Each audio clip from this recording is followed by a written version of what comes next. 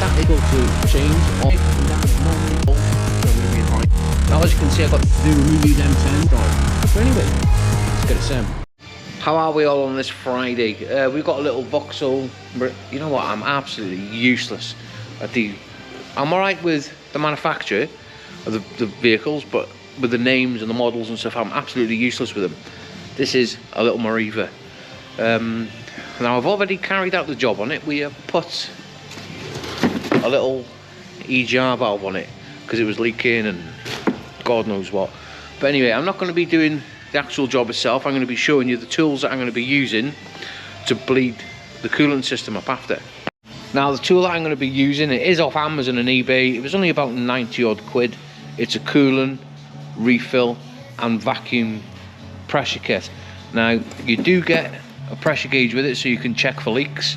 Obviously you need to attach a cap. Now there is a vast array of them that'll fit all sorts of vehicles. Now what I like to do is write on each one what they're for, saves me rummaging through them.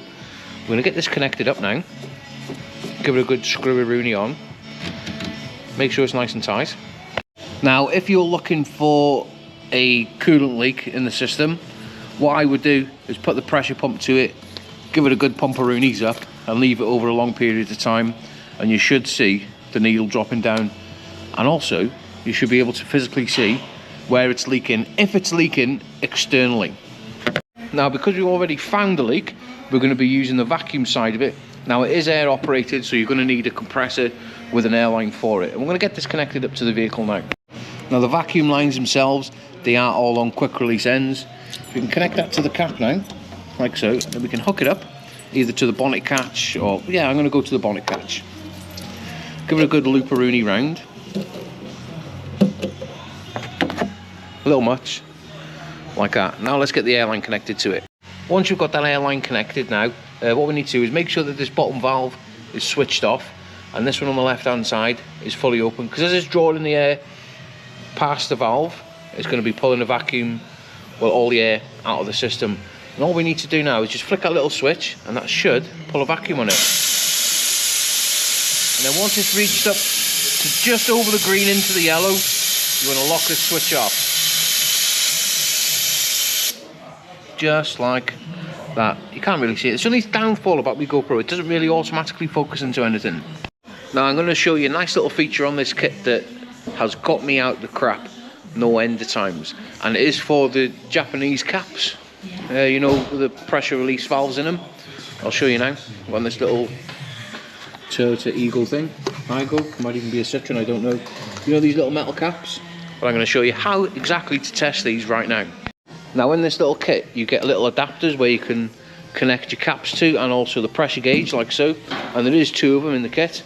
Now on all these caps there is a pressure on there which is 108 kPa.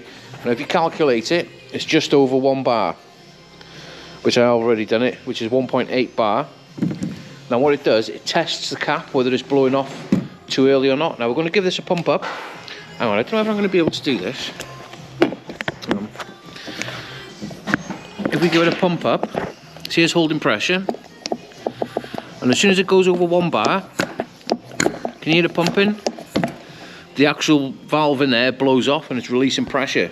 Now after you've left this on a vacuum for about 5 minutes, so it gives you plenty enough time to go and get the right coolant for the vehicle, connect your filling pipe up to it and make sure it is at the bottom there. Can you see it moving? There is a little filter on it as well, so it's not going to have any crap going into it. And then all we've got to do is flick that switch and that'll pull everything out and it'll top that system up. Perfect every time. Simple as that. There we go. And it is filling it up. Perfect. Now over the years I have been caught out quite a few times, especially on the mini ones where the cars come in, oh my car's overheating, it's pouring out the head at the expansion bottle with the cap, you know, down by the thermostat there, and you've done the work, carried it out, and it's still doing it, and it's turned out to be the cap itself. It's an absolute lifesaver. Now that you should always be checking your caps and stuff whether they're blowing off correctly. But yeah, now that has finished filling up the system. Now again, that kit is an absolute time saver, because a lot of these cars, can be a bit of a pig to bleed. If we can see now, the coolant fills up to the maximum every time without fail. And all we've got to do is screw that cap on. And there you have it. That is something a little bit different. I thought, for a change, you know, why not have a little video about the tools that I'm using in the job. But yeah, if anybody's interested in that, there is a link in my link tree. I can't remember whether it takes you to eBay or Amazon, one of them. But it's less than £100. And if you've got a workshop, that is going to be a mint investment for you. But yeah, anyway, let's get it sent. Have a good Saturday and have a good weekend.